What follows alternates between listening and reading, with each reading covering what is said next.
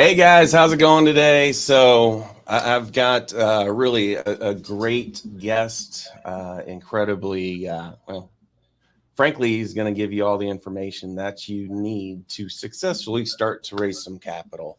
But a little backstory, I was at this mortgage debt promissory note investing and deal doing convention in, where was it at? Nashville, Tennessee. Yep.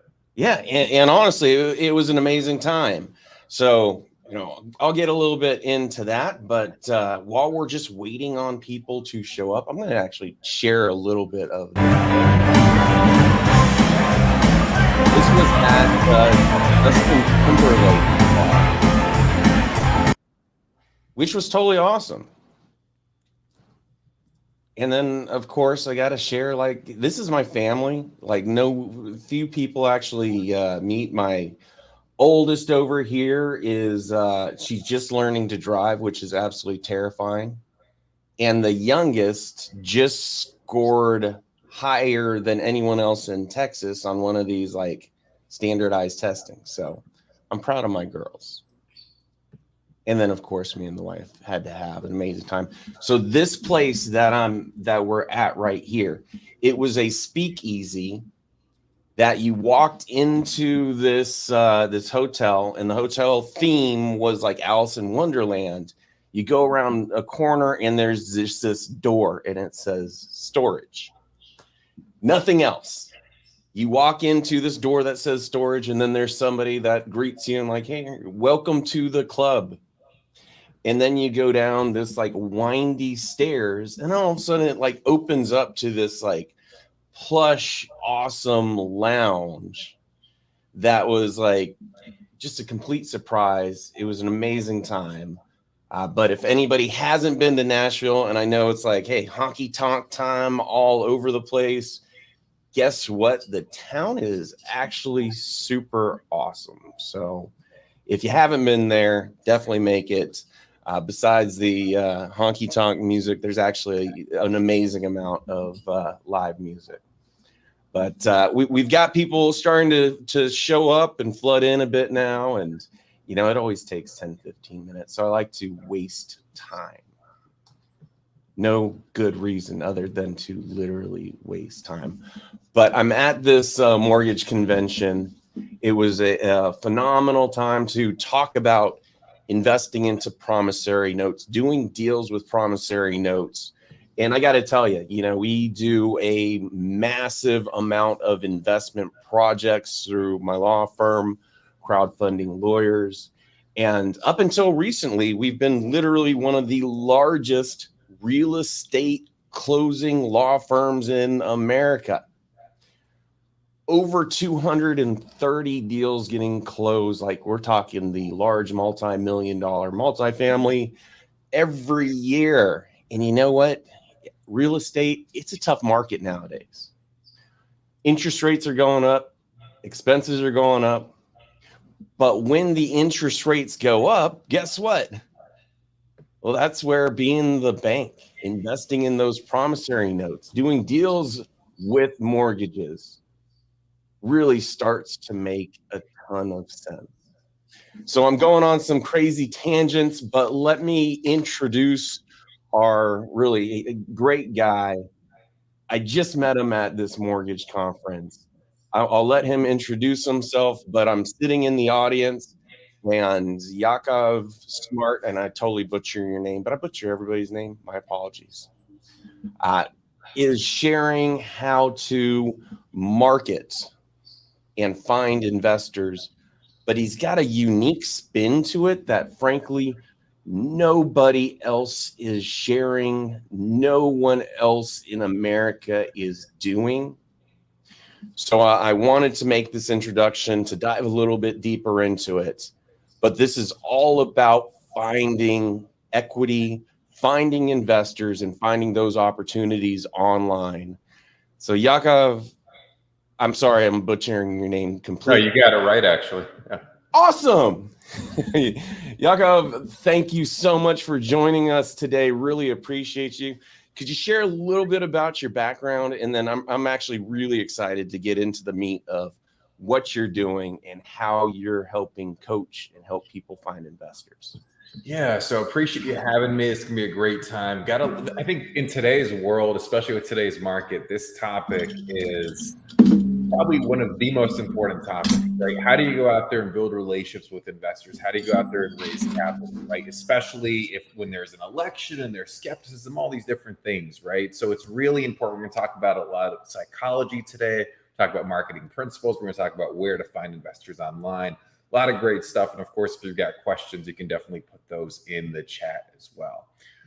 So what we're going to do is, well, before we get into the content, what I'll do is I'll share a little bit more about my background. As you mentioned, Nate, I've been at this for a while, started in the online space in 2015 and been working with capital raisers pretty much exclusively since 2020. We have a company called Investor Attraction Academy. Website is findmoreinvestors.com. It's all about finding more investors so people can go out there and raise more capital. So at this point, I've worked with, say, a few hundred people in the space, fund managers, syndicators, people raising capital for all sorts of deals, everything from mortgage notes to multifamily to everything in between.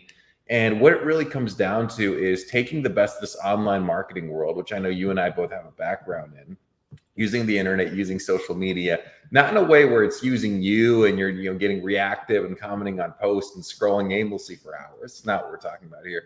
But instead using it to intentionally build relationships with potential investors. And there's a lot we can talk about today. With the thing that I want to start us off with, Nate, if you're cool with it, is understanding that when we say investors are people too. And I say that a little bit tongue in cheek, but I think especially for people who are newer to raising capital, they put investors on this big pedestal. Oh man, investors, I got to impress them. They have money. What do I say? Where do I find them? Are you meaning investors aren't just a bank, a piggy bank to reach into and do deals at any time? There's actually a process of developing the relationships where they're ready, teed up, and when you need the money, they can do it. Yeah, I mean these are human beings. They're not they're not just money unicorns where you're like, hey, I need money now, and they're wiring you money. No, it's definitely a process there. And I think a lot of people get intimidated, frankly. Like if they haven't raised a lot of capital before, or if they haven't gone beyond friends and family, be a little intimidating. How do you take a stranger online and build a relationship to the point where they're comfortable wiring you money? That's what we're talking about today. Love it. Well, let me kind of set the stage of why I'm actually really excited for you to be here and to talk to you. A lot of the times and what we do super often is we have people that don't have a bunch of experience being social media influencers, being the Grant Cardones of the world. They're scared to get out there. They haven't done much. And so you know what they do? They go and hire a marketing agency. And we make a bunch of introductions to marketing agencies that are in the business, that know what they're doing. But the reality is that done for you model can be expensive. It is what it is. So the other side of things is, hey, we've got this database, all of these templates, all of this information that, hey, good luck. Here's a starting point, but you got to figure it out yourself. Unbelievably difficult for anybody to learn the ropes, to get out there and to make it happen without a little bit of guidance. So here comes Yakov, and this is what he starts talking about up on stage with these few hundred people, intently learning how to find investors a little bit better, but it's the done with you methodology. You're not on your own. You're not hiring an agency, but somebody with their own educational group, very much focused on the digital marketing, the crowdfunding, the reaching out to the crowd and building those relationships, which you're either hiring somebody, figuring it out yourself. Here's a better model. So that's honestly why I'm super excited to have you here. And I just kind of want to set the stage to scream and yell, you're actually way unique in what you're doing in this market. So thank you so much. It really helps the world learn that much more too. So I totally interrupted you. So please continue on. Well, let's touch on that, right? Because you have these two extremes, right? If you go and hire a marketing agency, and an agency that's worth their crap, that knows what they're doing, is typically going to be $4 or $5 a month. Typically, Oh, minimum. Then there's the ad spend. Yeah, and plus ad spend, right? So they're charging at least that much. There's usually a ramp up time, and you've got to be committed. It's not just like you turn it on for a month and all of a sudden you have all the investors you need. No, this is an ongoing cost. You've got to factor that in, right? The other route sometimes people take that I think is actually more expensive is hiring a quote unquote marketing person on salary. If they're new to capital raising and that marketing person is an average marketing person on salary, they're not going to know what in the world they're doing, right? So that to me is arguably even more expensive, right? So I think comically, I wanted to share the first time I hired a full-time. Now I have like a team of marketing in the business. First time I hired one. Exactly what you're talking about. They don't really know what they're doing. This is a new world for them. They have some level of experience and education. And here was the comical time to get fired. Hey, it's been a week and a half and not a single thing has gone out in the world. Nothing on social media, nothing in the newsletters, no SEO, no blogging, no nothing. What exactly do you do here? Super long explanation of this is the reason why I'm bringing all this value. And the response was, it's really not the value that you think it is. So we're going to go a different direction. So I just want to say that because I relate to exactly what you're saying. It's tough to hire somebody new to do this. Yeah, it's a rabbit hole because you have to understand investor psychology. You have to understand the different tactics. And then what actually produces ROI, right? What actually produces leads and conversations. Sometimes if people have a traditional marketing background, I'm not saying everyone, but if they have a marketing degree, let's say, not to pick on colleges, but I'll just share my take on it. They learn a lot of very corporate lingo marketing. They learn a lot about theory, and they know how to do research decently well. But you put them in that seat. You say, okay, I'm going to pay you. Let's produce results. Let's start getting data. They don't know what in the world they're doing. They're not well versed in direct response. And this industry is very unique. It's one thing to sell trinkets online. It's another thing to raise capital from accredited investors, right? So yeah, hiring that person, managing them can be very difficult. Agencies usually takes a little while to get ramped up. And if they're generating leads, to close cold traffic online, you got to be sharp as a tack. Your sales skills have to be dialed in, right? So sometimes what happens is the agency will produce leads, but then if someone's newer to capital raising, or they'll try to have an investor relations team and they'll do it too early, they're not able to close people. And now, every month money's going out the door, right? And it can get very, very expensive. The other thing with capital raising, it's a little bit different than if you were selling a different service, in the sense that if you're selling a $20,000 service and you're spending $5,000 to acquire that customer, great, you 4X, right? With capital raising, figuring out the numbers is a little bit more complex, depending on deal structure, depending on all those different things, lifetime value, right? So usually there's a longer cycle to actually ROIing on the ad spends. That's where, paid advertising can be a little bit tricky there. Did you want to say something? No, I wanted to get into some of these questions, but just because we are starting to have some people actually show up, I know that you've kind of prepared a master class, more like an hour or 2 hour, more of a shortened. This is how to get started. Here's some information about these first steps. And I just wanted to point out for everybody, if you have questions, if you want this free masterclass, and of course, we'll send you a ton of information, shoot me an email, follow this QR code. The information will also be in chats. Important thing being, you can get a lot beyond this. Free, no cost education, a starting point to start marketing online for capital. I just kind of wanted to start out there just to make sure that everybody knows, hey, this is a first step on a journey. Yeah, 100%. And that's called the Find More Investors Crash Course. So we'll have the link for that. But that's about 90 minutes of content, very tactical, different than anything you've heard before. And it's a stepping stone from what we start on today, right? So the do-it-yourself approach, right? If you don't have a marketing background, or especially online marketing background, to try to figure that out from scratch, odds are slim to none, right? So these courses, the problem is it's a lot of information thrown your way, but there's no plan of how do you execute, how can you implement, who's your ideal investors, and oftentimes you're not even knowing the right questions to ask. So I'll share a story. When I first got into the online space, I invested in a mastermind, and I had no clue what I was doing. It was more of a general business type of mastermind, and it was pretty much that. It was a lot of content. There was a group, and I had no idea what questions to ask myself.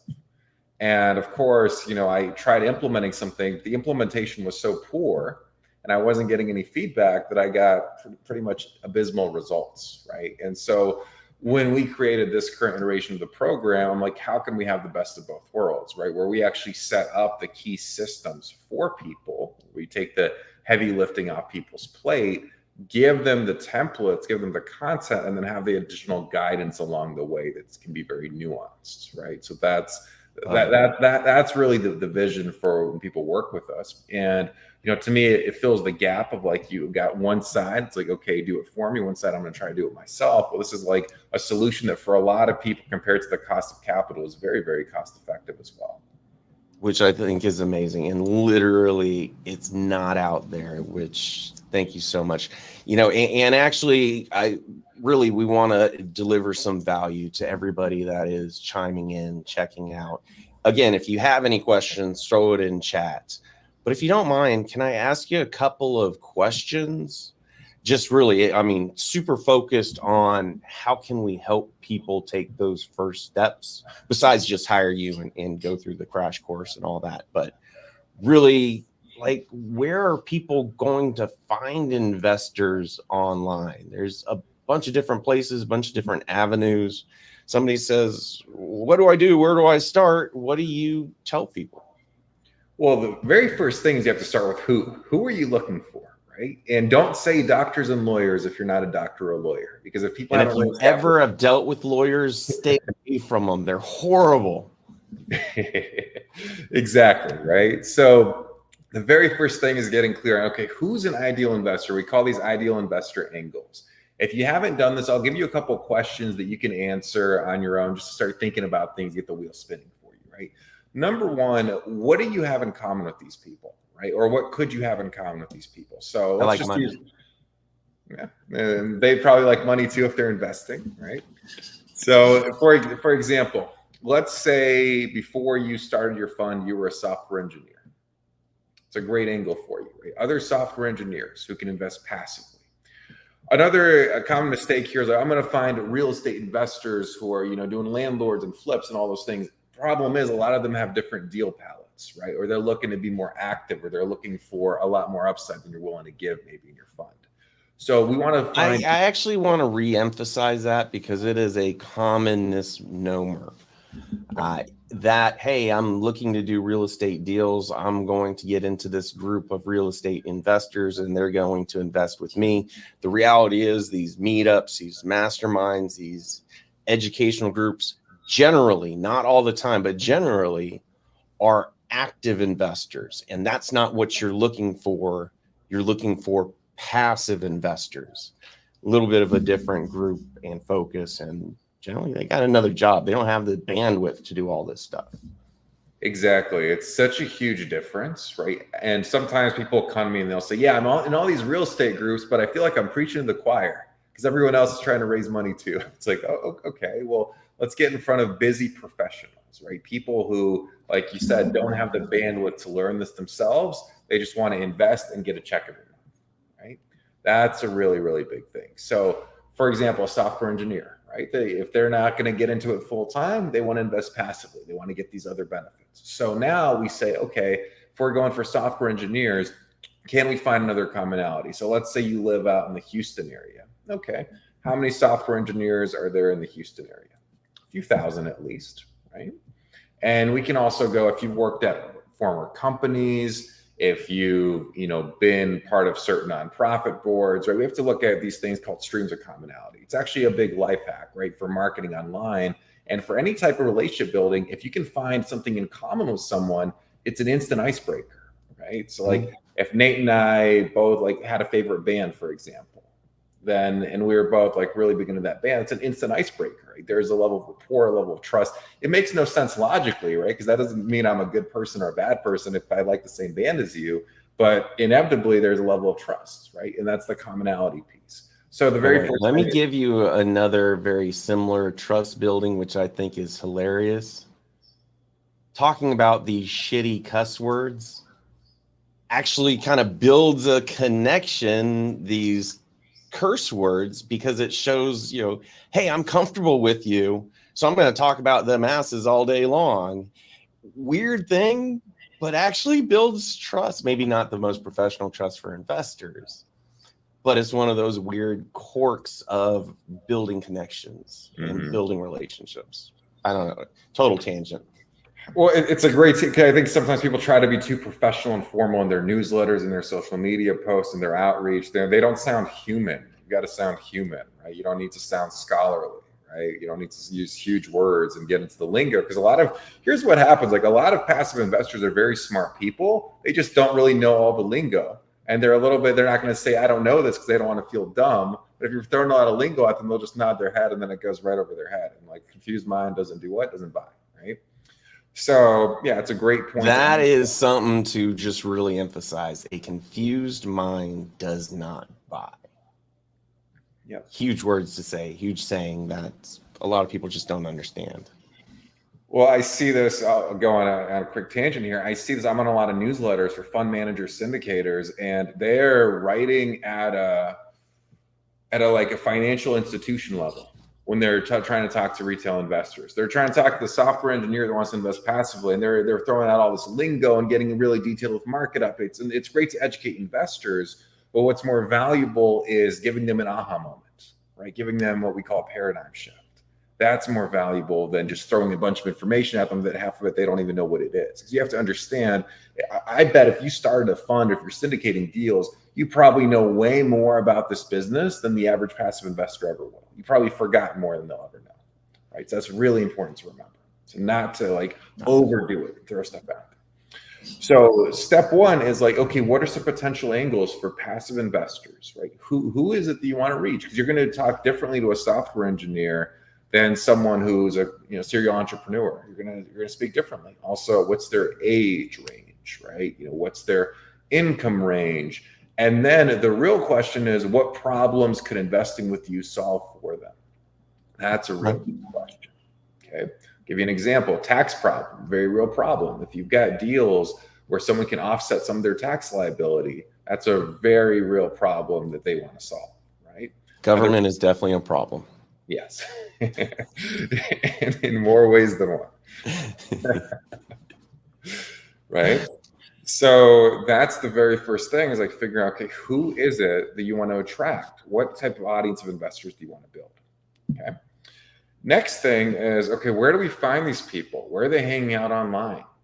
Okay. Yep. What podcast are they listening to? It's a great. We got to find them. Yep. Please. Where are these strategies?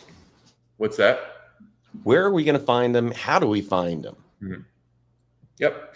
So searching for podcasts that they're listening to, that's one avenue. One really simple thing everyone listening to this can go and do right now within the next 5 minutes, or right after they finish listening, go to Facebook, go to LinkedIn, and pick 3 groups and join those groups. These groups are free to join. But for example, if you decide that software engineers are potential investors, look up groups for software engineers, request to join the group. Could be groups that have thousands of these people in one place. These people have self-selected to join the group. That's something anyone can do, right? So for any type of investor avatar, if you're going the local angle, right? If you're out in the Dallas area, let's say, now, what are the groups out there in the Dallas area? And can we get more specific, right? So joining these groups to place, what really starts to happen, Nate, and this is what I found like when working with people, is once someone starts to see, oh shoot, there's thousands of people in this group, they start going from scarcity to abundance in terms of investors. Oh wow, there's thousands of people I can potentially reach online versus I don't know anyone in the neighborhood who has money, right? That's a very scarcity consciousness way. So that's really, really important. Got it. So, and I think you bring up abundance. that's more than just, hey, there's a bunch of people. It's almost like a mindset of how you're thinking about approaching people, and really on a greater abundance. Like, there is so much opportunity out there, but you have to have that right mindset to go out there and start, well, creating those relationships. Let me ask you this. You started talking about building relationships, finding that commonality. You're going into a Facebook group that has 5,000 people plus, and they're everybody. I mean, you may say, hey, this is a real estate group, but how do you start to build connection with, is it particular people? Is it with the group in general? Like, how do you start building those connections once you get into these bigger formats? So it starts with picking the right groups, right? If you're in just like a very general group, then you're just rolling the dice, right? Mm-hmm. I like to do things one to many. So one to many is a big lever in marketing, especially online. That's why I love online marketing so much. We're able to do things. You and I are doing this presentation. Many people are going to watch it, right? Mm-hmm. So how do we take that principle to something like a Facebook group or building a list on LinkedIn, for example? So let's say you've joined the Facebook group.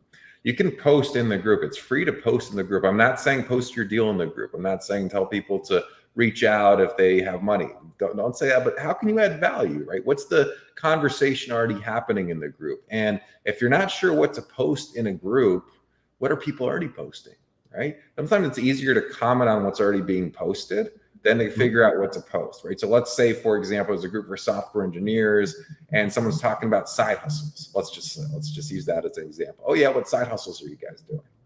And you can chime in the comments. Hey, I started real estate investing as a side hustle, made it my full-time thing, but sometimes people partner with us and it serves as a side hustle without the hustle, right? So that's one way. It's just a little angle that I'm giving you here. To engage in these conversations, right? And when in doubt, if you're seeing a post in a group or on social media and you want to engage, just acknowledge what they had to say, add a little bit of insight, and then ask a question, right? It keeps the conversation going and gets you in front of people.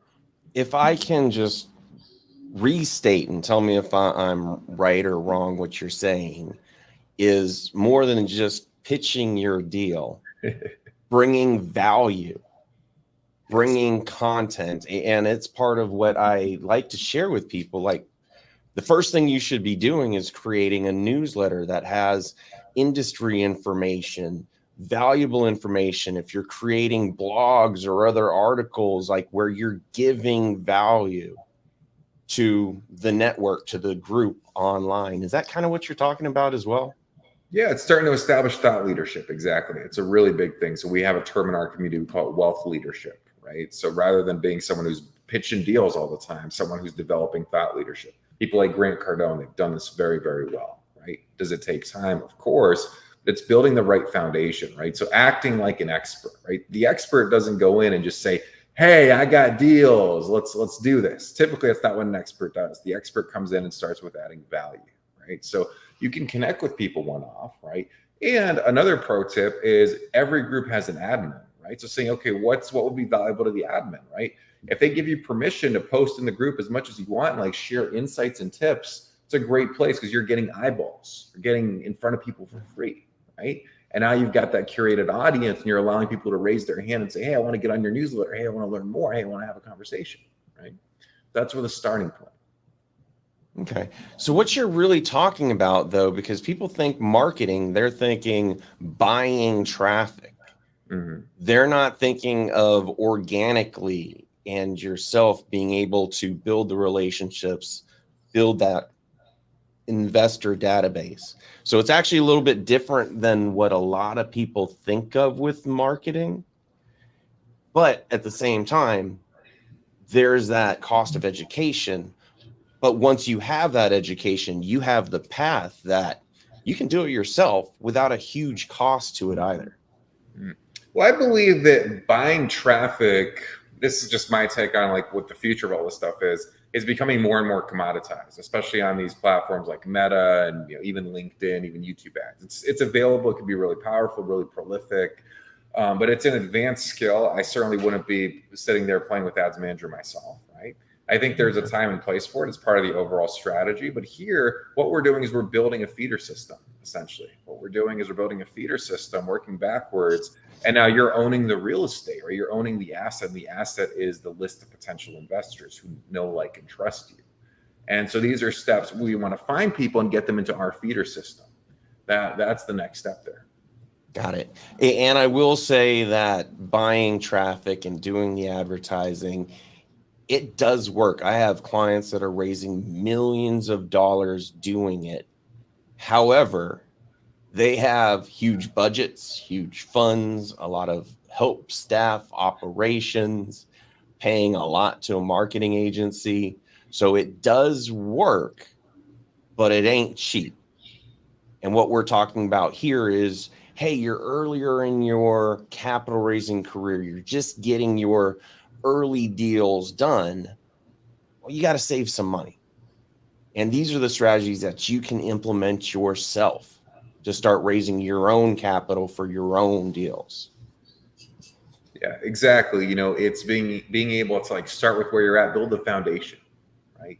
And then certainly as you scale up, add the paid traffic in, like go crazy with that, right? Ideally, you have both though. Like, you look at someone like Grant Cardone. I don't know how huge his email list is, but he's got a big list, and he's spending money on paid traffic, and he's posting, and he's creating, he's doing a lot of different things. And when I say he's doing it, he's got how many team members? A lot. And well, I'll tell you this.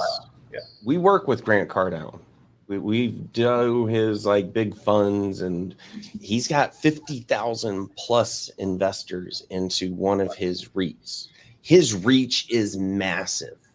And if you just think he's raw, he's actually a brilliant marketer and has a phenomenal team behind him. So it does take that team approach to really hit that level, but you got to start somewhere. And that's what we're all talking about. Yeah, and I think most people here are going to be more in that starting point, right? Getting the foundations down. This is the key thing. If you've got a strong foundation, you can really start to build. If you don't, if you start with paid traffic as your foundation, unless you've got that big budget, it can be very murky. It can take a while to figure out, right?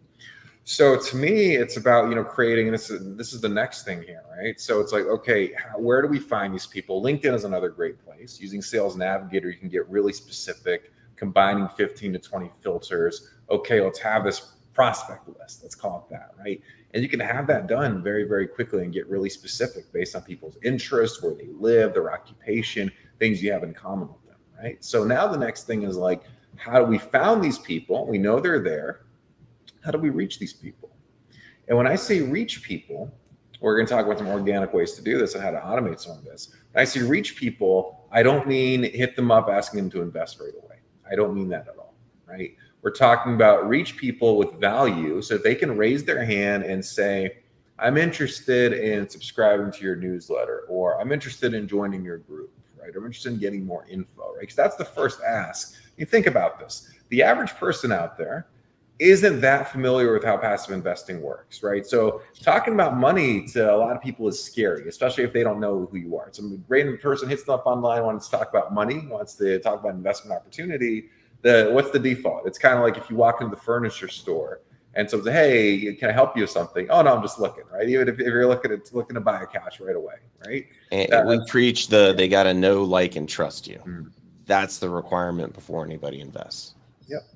And so you have to understand, people have a lot of information thrown at them online, and there's a lot of, like, initial resistance that they might have because of conditioning around money, or, hearing about things like American greed, all those different things. And if you think those objections aren't there, they definitely are, right? They're sitting on the back of people's minds. So rather than fighting that, embracing that is a really big thing in how you're building trust in your marketing, right? So we've got these lists. It's about, okay, what do we say to these people? Right? What do we say to these people? You get them to raise their hand and say, yeah, I want more info on this. This is interesting to me. I want to connect, right? And what I'm finding right now at this moment to be most effective as a hook is inviting them into your world, right? Inviting them into what we call a capital community, right? It can be a Facebook group, LinkedIn group, Slack channel. There's other places as well where it's a free group where you're seen as the thought leader. Once again, you're seen as the person leading that group, and you're there educating people, you're there building relationships. And what does it do? It elevates your status, right? Just like a Grant Cardone, you know, he's got status, he's got thought leadership. This is a mini version of doing that. It takes a lot less resources and doesn't take a huge team. Makes sense. And so first we got awareness. Now we're building the trust. And what I'm seeing happen, and I don't know if everybody or anybody's heard of this, is like you have this funnel going from awareness down to basically the sale, the investment. And are we moving through this funnel that's going to get us to that investment place? Yeah, it's a great point, because if you just go, someone all of a sudden sees an ad and then, hey, you know, here's the opportunity. Okay, but then I would say you're largely commoditized.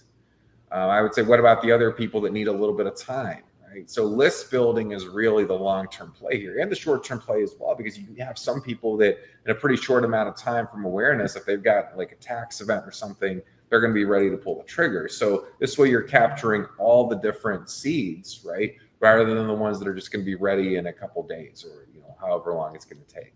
So you want to do both. And this is where having the back end CRM, all these things we can talk about, is really important as well. And this is the part where, because it's so technical and tactical, we just set up for people, just because it, you know, to show someone how to do that and walk someone through that, that is a very difficult thing. I've tried it before, but having that infrastructure set up, it allows you to, again, build at scale and build intentionally. Okay. Let me ask you this, just because I know some people do it, other people think it's less personal, but once you get someone's email, you're sending out some regular newsletter or something, do you set up more of the email automations that for the next year or for this long time period, you're taking them through a journey to actually turn them into an investor? And I have no clue if you do it or not, but I know some people that do. So I wanted to ask your opinion about it. Yeah, so my preference is a hybrid, right? So my preference is 10 steps. Have the first 10 steps be sequenced out, you know, every day, every other day. And we do set this part up as like an initial warm-up campaign, right? Mm-hmm. Once that happens, though, I tell people you got to email at least once a week. Got to email at least once a week, keep people updated, get in front of people. That's 52 touch points a year. And then if you've got a capital community, now they're seeing things inside your community. They're engaging in different ways, right? So the more touch points, as long as you're being relevant, right? If you're just setting out like BS, they don't care about that. That's a different story. As long as you're being relevant, and we can talk about content if we want here as well, because there's a lot we can talk about there. But yeah, I think having that initial infrastructure in place is great. But I think sometimes people want to, like, you know, set everything up for the year in advance, and then that's okay. But I like keeping things relevant and timely. I just think it's worth the time of, like, you know, if there's an event happening, you can reference it in your newsletter. I think there's value there. I know that to a large extent, the best way to reach a whole audience and to build them or bring them through the funnel is to create automations, mm-hmm. and kind of the automatic steps in those touch points. Could you speak a little bit to that and kind of the types and strategies of automations that you would help people set up? Yeah, so there's essentially three types, right? There's automations that build trust, and we call this is called the funnel. We call this an investor attraction webinar funnel, right? I think there's something really powerful about someone hearing the sound of your voice. And so when people work with us, typically they'll set up what's called an investor attraction webinar. It's a pre-recorded webinar, typically 15 to 25 minutes, giving people a snapshot of who they are, their investment thesis. It's not a solicitation to invest. You know, it's not, you know, those bottom details of the deal. It's more about high level, what's in it for them, how it solves their problems, overcome some initial objections, questions that they may have. And that way, there's so many ways to repurpose this, right? You can, once someone comes on a phone call, a lot of that pre-selling is done, right? And so this does it one to many. So that's the funnel piece. So this automation builds trust, because that someone can watch that anytime, any place, right? It's an asset. Once you create it, you're going to repurpose it again and again, right?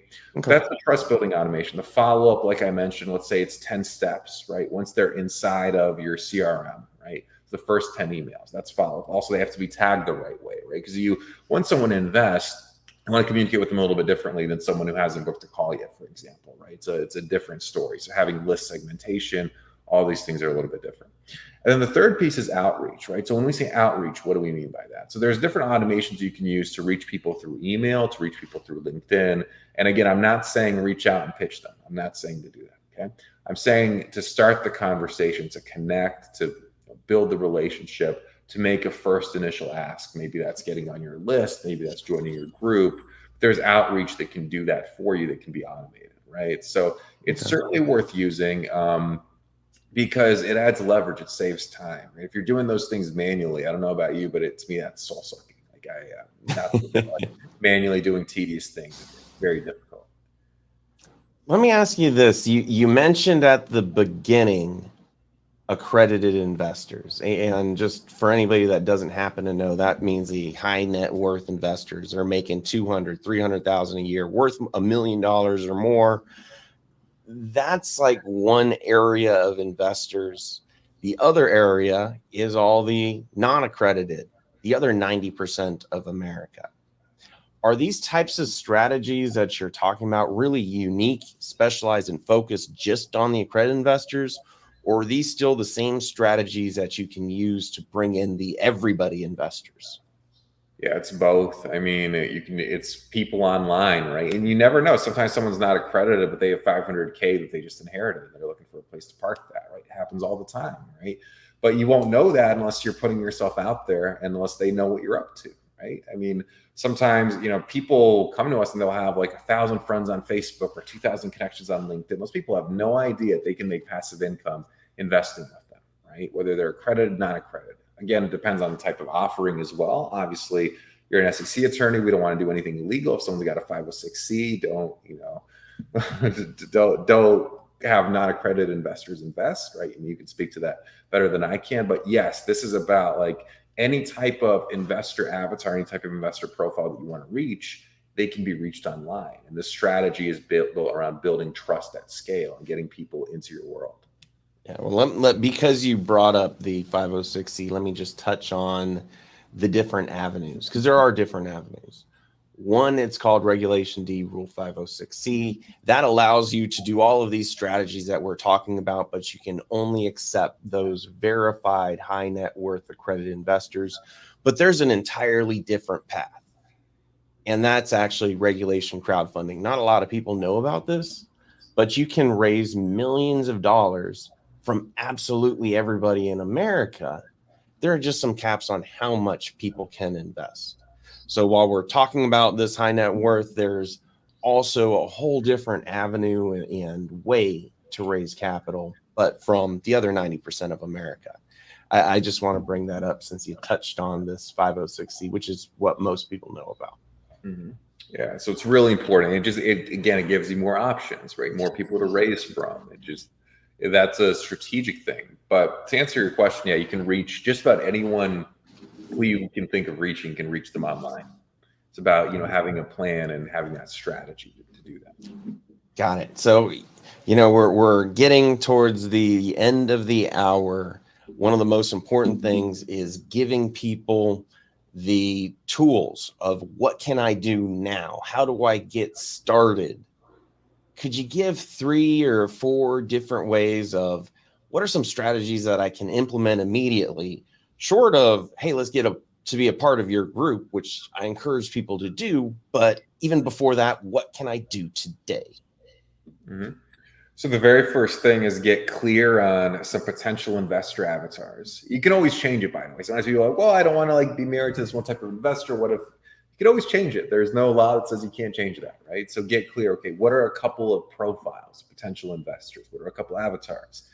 And then second thing is find some places online, right? So a little bit of research. You don't need to go overboard and spend days researching, but find 3 groups to join on Facebook, 3 groups to join on LinkedIn. Okay. If you want to take that up a notch, find 3 podcasts that they're likely listening to, right? They're there, just a couple Google searches away, right? The next step is actually join those groups, right? Mm-hmm. Actually put those things on a list.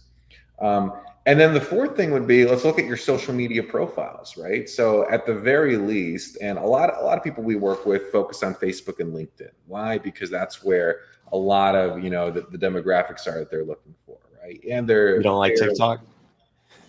Yeah, I've heard people raising millions from it. I wouldn't knock TikTok, but at this point, yeah, it's not where Younger demographic, less money.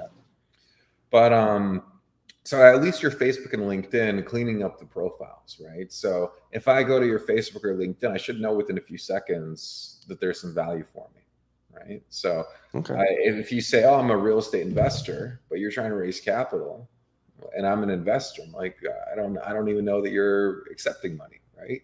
I have no idea, right? So I'm not saying, hey, this is our deal. Just, hey, this is what I do. You know, I sometimes partner with people on these deals, right? Mentioning that in the profile, or at least having a link to your website there, right? Just cleaning it up, updated headshot, cover photo. There's a lot of different things. Sometimes that's half the battle, right?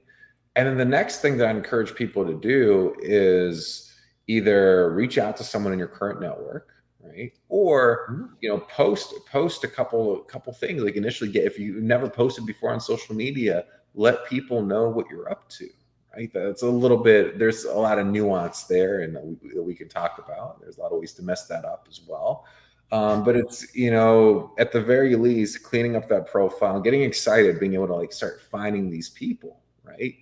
And now it just becomes, this is what we talk about a lot in the Find More Investors crash course. How do we have it? Like, what do we say to people initially so that they raise their hand? How do we build trust at scale? And, you know, some of these other nuances here to start to do what we call drive traffic, right? You know, actually get eyeballs, right? Because sometimes what people do is a big mistake. I would not do this. Sometimes people will go and they'll spend months trying to build out the perfect CRM or the perfect system. They won't actually drive any traffic. So analysis paralysis. Yeah. And Biggest so they're no further ahead than they were because they haven't. Let's see how people respond, right? So that's a really big thing there. Got it. So we've talked about kind of the getting the awareness, building the authority, actually touching and concerning more individuals. When do I actually make the pitch? At what point am I saying, hey, I got this deal. I need you to invest. I want you to invest. I'm here to help you retire. I'm here to help you get that mailbox money. At what point along this journey do you start doing that? Whenever people are ready, right? So if someone's ready and hot to try, you can start having those conversations earlier. But we talk about a 2-step call process. Sometimes people will do 3. So the first call, having that be a 10 to 15 minute intro call. We're not pitching a mentor, just finding out a little bit about them, building some rapport, seeing how familiar they are. Have they done passive investing before? You know, what's their take? What's their perception, right? What do they need education on? And then from there, scheduling a follow-up call where now you're talking about, okay, where can this help you, right? And then just being diligent. Again, you're an SEC attorney, you know this better than I do. Like, so with some types of offerings, you want to have a cooling off period, right? You want to make sure that you're dotting your I's, crossing your T's, right? So generally speaking, at least 2 calls. If you're doing a 506C, again, it could be a little bit different, right? But, you know, I think sometimes people make the mistake. They're like, oh, I have someone in front of me, I need to pitch them right away. It actually is a disservice to both of you, right? Because if they don't have that pre-built trust or they're not educated enough, if you pitch them prematurely, they're going to ghost on you. So that's what happens, right? So being able to do both, I don't know if that answers your question. There's not like a one size. The most uniform answer I could give to that would be have at least a 2-step call process. Someone says, oh yeah, you know, let's just talk, but just go for it. Still like create a little bit of that takeaway. Hey, let's schedule another time to dive deeper, you know, and that's just setting it up the right way, having a different purpose for each call. So oftentimes we get somebody that shows up and they say, I've got this business, this property, this opportunity under contract. I've got 90 days to close it. And most of the time, my response is you're too late if you haven't been building a community, building a prospective investor database. For everybody that's listening, like, besides this, start now. Like, if you are expecting to need capital in some point in the future, how much of a lead time or how much energy do you think it takes before you're able to get to that point of being able to raise $1 million, just as an easy number? I would say concern depends on skill sets, depends on background, depends on the type of deal, but I'd say 3 to 6 months, like conservatively, right? If you know that you're going to have increased deal flow in 6 months, now's the time to start digging that well. That you can't go wrong with that. I mean, the answer is always yesterday. Yeah, right. If that's ever possible, it's always about yesterday. So we're giving value, you're giving content. Do you encourage people to do like their own blogging and articles, that to build authority, or are you more saying for your group, like, well, just respond, show that you know what you're talking about? What are those different kind of authority building strategies that you coach people on? Well, it's easier. It's easier to respond and meet people where they're at versus trying to create a bunch of stuff from scratch. One is much more difficult than the other. So the way that we look at it is we do a lot of repurposing. So that investor attraction webinar, when it's set up the right way, there's tidbits of micro content that you can repurpose. So let's say you make a point on the webinar, now it can be an email, right? Or you make a point on the webinar, now it's a blog or a podcast, all these different things. I'm not a huge fan of blogging in the traditional sense, right? I think it's a nice afterthought for SEO. I'm not big on it personally. Some people do, as people find success with it. But oftentimes, if that's their only traffic source, then they're sitting there twiddling their thumbs. Why is no one coming to my blog? I don't think it's an intentional way to get in front of investors. Getting on other people's platforms, much quicker, much more lift initially, typically, right? So let's say between starting your own podcast, let's say, and going on 5 different podcasts, at the time it would take you to start your own podcast, you could get booked on 5 different podcasts and reach potentially thousands of potential investors, right? Implementing that strategy. You mentioned podcasts a number of different times throughout the past hour, and now it's that omnipresence. Well, just get on it. Like that. It's not as easy to just say, okay, I'm going to get on a podcast.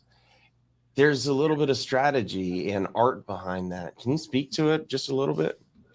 Yeah, it's definitely something we help people with. So at the very least, having a one-pager and then having like an angle of what you're going to be talking about, right? And also, I'm really going to double down on this, getting on the right ones. If you're just getting on real estate investing podcasts, great, but you could be preaching to the choir, right? Versus, again, if you're a software engineer and you find a podcast for software engineers, and now you're talking about passive income and cash flow investing and the current market, and you're the only person on that show who's talking about that, you're the only game in town. So it's much, much more powerful.